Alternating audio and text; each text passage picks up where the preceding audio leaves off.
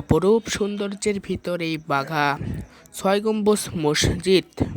এই মসজিদটা আপনারা ভালো করে খেয়াল করে দেখবেন যে ৫০ টাকার নোটে দেওয়া আছে। এই মসজিদটা অবস্থিত বাঘা চকছাতারি। মসজিদটা তৈরি হয়েছে অলৌকিকভাবে এক রাতের ভিতরে।